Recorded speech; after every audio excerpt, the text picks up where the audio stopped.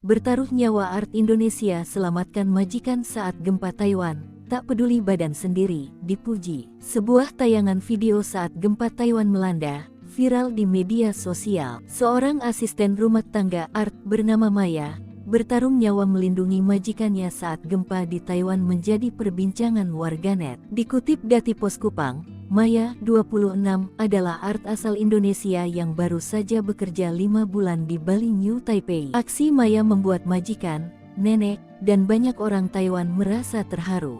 Di saat gempa mengguncang, Maya kala itu sedang tertidur. Alih-alih berlari keluar untuk menyelamatkan diri sendiri, Maya memilih bergegas melindungi nenek yang sedang tertidur. Selama beberapa detik, Maya memeluk sang nenek dan melindungi kepalanya dari reruntuhan tembok. Beruntung, saat gempa mereda Maya berhasil memapah nenek menuju tempat yang lebih aman.